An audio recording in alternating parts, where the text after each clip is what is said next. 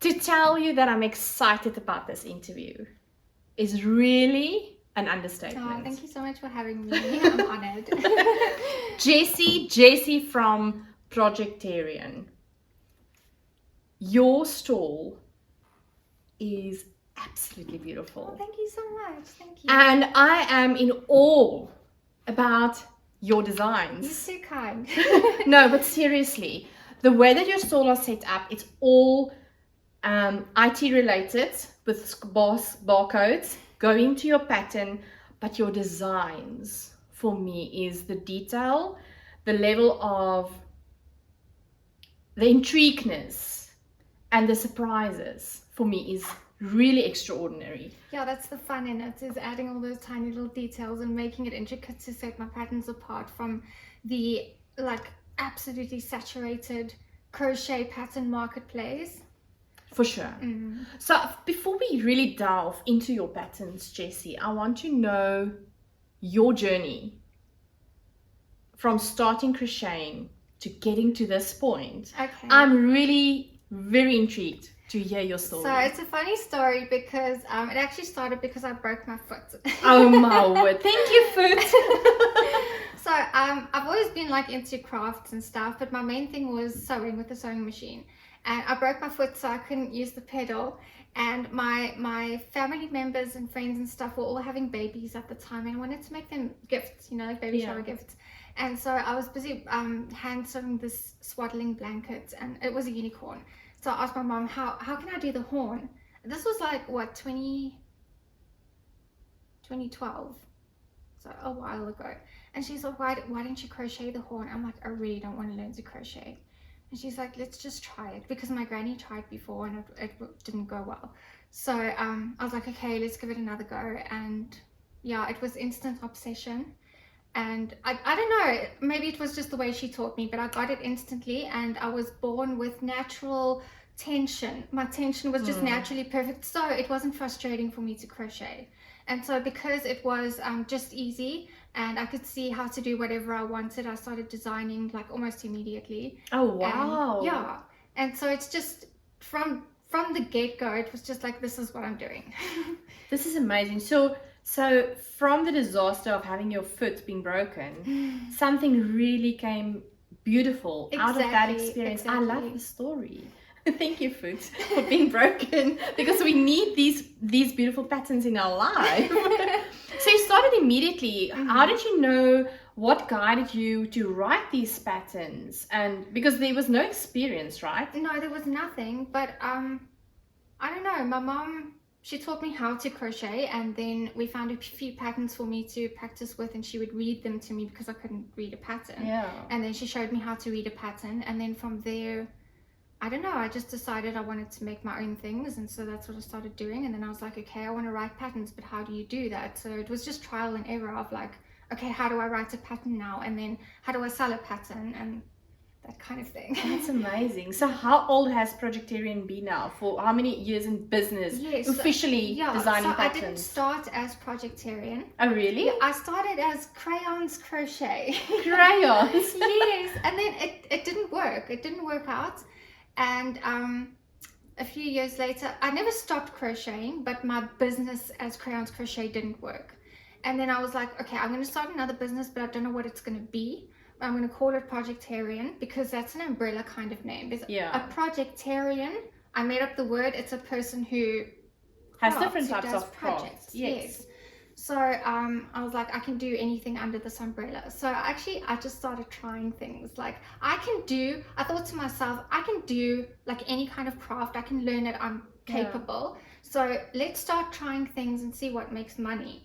So that was my strategy, is I just want to be self-employed. Yes.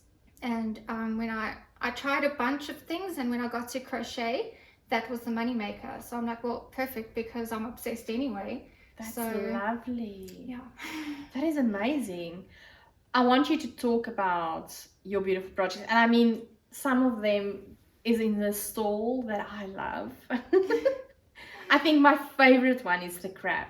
Oh, okay. I will place a photo of the crab. I could have bought the crab. I didn't think of it. No worries.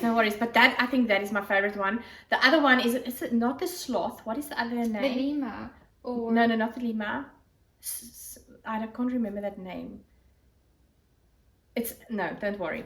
Anyway, I will put a photo on here. Those two ones is my daughter's favorite as well. Okay. And she wants me to do something, and I've never done amigurumi. But as you a can crocheter. crochet. Yes, I'm very good at crocheting. My patterns are for anyone who can crochet. Okay, cool. I've never done amigurumi, but I think maybe I must do that for her as a birthday present. So the whole thing about my patterns is my whole entire goal is to make my patterns accessible. So if you can crochet, you can follow them. Even the like more difficult rated ones, they still accessible if you're willing to learn as you go, because they will spoon feed you. They contain every bit of information you need to do the project. So if you're willing to learn as you go, it will teach you, and you will be able to do the thing. I'm gonna make you proud. I'll make one. I believe in you. I know you do, and I believe in myself. I know I can do it. But yeah, that is amazing. But please talk about the beautiful toys we have in front of us and the projects, your patterns. I think we definitely have to start with this cutie, because this is from my new book. It's a party trick. Yes, it's a party trick. And so my book has just come out. It's Crocheting Reversible Amigurumi. So that means this is reversible. You can flip it inside out, and there's a cat on the other side. So let me show you. Oh my word, this is so cool. And there it is. That is beautiful. How did you think about coming up with reversible patterns?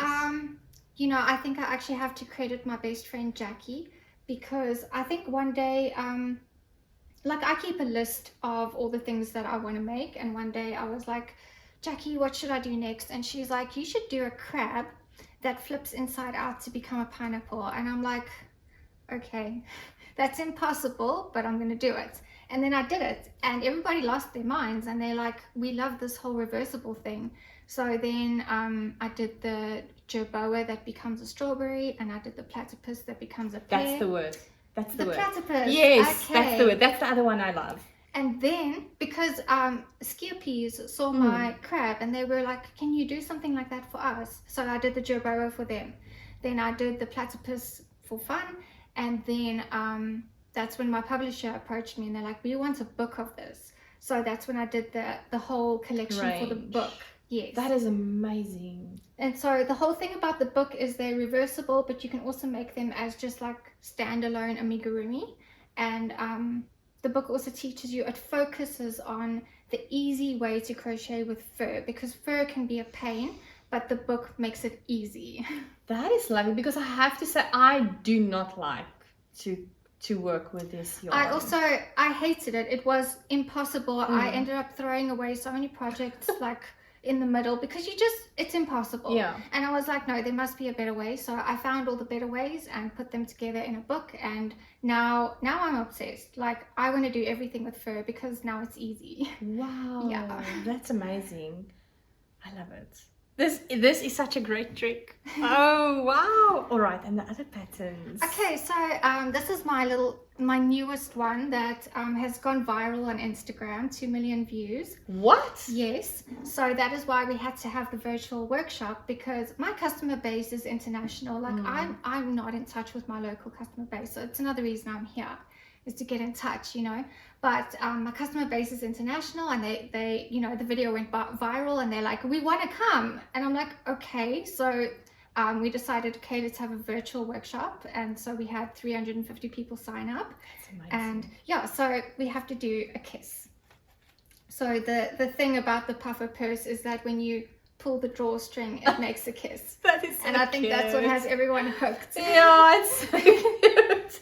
And then you can place whatever you want inside. Yeah, so the cool thing is you can, you know, like any of your small things that you want to keep accessible, or like, so you clip it on the outside of your bag and put your keys in there or whatever, or you clip it inside your bag, and then you have your like little valuables that you don't want to have floating around, you know. Yeah. Or you wear it. Yes, show off. Exactly. That's wonderful. And I love that you were able to do the workshop. It was yesterday, right? Yeah, yesterday was the virtual one, and today we're having the in-person workshop. That is lovely. Yeah, so you're having I'm 2 excited. workshops. Yes. It's been busy with all the workshops. Yeah, it's been very busy. Yesterday was hard. I was exhausted before we even started the workshop, but it went fine. But I'm sure with all the energy coming from Yeah, it's you a lot know, of virtually. It's really, adrenaline. it gave you the energy to be definitely. able to push through. Yeah, you just push it, you just get it done, and then you sleep another time. So that's what we do. Yeah. For sure. All right. The beautiful. Oh, okay, so this one's also got a bit of a party trick. Really? Yes, so I like to do something interesting with all of my animals because they have to stand apart from the crowd, you know? So what's cool about this one is he actually comes out of his shell. Oh, this is so cute. Oh, wow. Hi. So that's what a naked tortoise looks like. Yeah, now we know. Now we know. Maybe we Yeah, have to preserve rate this his video dignity, now. please. But I want to ask, this is quite, I know with amigurumi it's very stiff stitches sometimes. So I struggle with pain in my hand. So for me, I don't ever stitch stiffly. So I mean, it looks like it is, but it actually isn't if you were actually crocheting. Really? Yeah. Because that was my next question, the work on your hand. Because this is what I do every day. So I have to do it in a way that doesn't hurt me. So I will generally use like a bigger hook than most people. Okay, yes. Yeah. And then I like personally just try to crochet in a way that has the least amount of movement, and then it's, you know, to prevent repetitive. So do you keep a pen grip or do you give a knife grip? A knife grip. Yes, Okay, yeah. so you use the knife grip. Yeah. Yeah, that is more better ergonomically for working crochet. Yeah, for sure. Yeah, I haven't actually looked into that, but I know like my mom has a pen grip, but for me it was just natural to have a knife grip, so that's just what I went with. And then I paid attention when I started getting pain. I paid attention to like just limiting extra movements, getting that out of my, you know, repetitive motion. Yes, for sure. Because it's been where I was crocheting bags, stiff bags with cotton. Cotton, I will not use cotton. It hurts. Definitely. So I was doing a few bags over a weekend, and I had to go to physiotherapy, and she grounded me from crocheting. I was not allowed to crochet for 2 weeks. Terrible. So I was like, no, this cannot ever happen to me again. So you have to be careful to avoid the injury. For sure. Yeah, so that you can keep doing. So what type of yarn is this? What type of? So this is acrylic. It's actually L yarns, and it's the Lullaby range. Oh wow. Yeah, I generally, because I live out in the jungle, I generally just use what I can get close by, you know, because I have the biggest yarn stash that anyone has, because I need all the colors, you know, I need every color so that I can do what I need to do. Yes. So I need to have a supply close by, you know, so I just your own store. Yeah, I just use whatever I can get close by and stock up on that. And then of course, if I want to go for something special, it's always Miss Lamotte's yarn, because she is the queen. So she custom dyes colors for my animals sometimes. Really? Yes, and she's just... No, I have to say, I think she's an artist with the colors that she's having. Really. So this is done with merino? Yes, yeah. Wow. Yeah, I used to do all my animals with merino, and then it just became a case of I just needed to work a little bit quicker and get what was close to me. So now I kind of lean more towards acrylic, but when I want to do something special, then it's always Miss Lawatt. But I must mention that we used nurturing fibers for the puffers. Oh really? So that was cotton. And no, but it looks like a cotton bamboo mixes as well, or is it just cotton? It's just cotton. Okay. But I found that it was quite a soft cotton, so it didn't hurt my hands. For sure. So I really enjoyed working with that. I love the eco-fusion of nurturing fibers. Yes, it's got a bit of shine. I love it. Yeah, that bamboo mixture, bamboo cotton. But this is beautiful. What is this pattern's name called? This is Gravity, the Triceratops. Oh. So this is another running theme you will see with my patterns, is most of them are the size of the real animal. Wow. So I mean, okay, we don't know what a baby triceratops size is, but according to me, I think a baby triceratops would be about this big. But in general, like if I make puppies, they're always the size of a real puppy, or a kitten, or a platypus, or an octopus, or, you know, I like to make my animals life-sized, and I try to get the proportions to match the real animal as well. But then you have to also find a balance between realism and cuteness. Yes. So like here, we've got a bit of inspiration from... His eyes. I don't know if you know the movie The Land Before Time. Yes. Yes, so that's like kind of inspiration going on here with the eyes. Yes. I try to make my animals look really cute and friendly, you know, but still like keep those realistic animal shapes, you know, so that when you see it, you know what it is. Is this a he or a her? She's a her. She's a her. Yeah. She is beautiful. I love her face. You've got the beautiful face. Where can people get hold of you And then also your patterns. Okay, so I'm at projectarian.com. Okay. That's my website. That's where all of my patterns are. And if you want to find me hanging out online, I'm usually on Instagram. Like, you can find me on all the social media platforms, but where I'm most active, where I like to engage the most, is Instagram. Oh, that's lovely. Yes, so find me there and let's chat. Did you enjoy the Cape Town Yarn Festival? Oh, it's been amazing. It's been amazing. Like, when Gina first asked me to come, I was like, oh, I don't know, because I've never done this kind of thing and it's so far away, and how would I even do that? And I don't sell physical products, and I don't know, did you mean to invite me, you know? And then when my book came out, she's like, you have to be there. We really want to book at the festival, and like, please come. So then we decided, okay, we're going to launch the book at the festival, and I'm going to find a way to sell my patterns in person. Yes. And then we decided, okay, we'll do the workshop as well. And then it was a virtual workshop as well. So now it's a whole thing, but it's been, a huge, an amazing experience that I wouldn't have ever considered.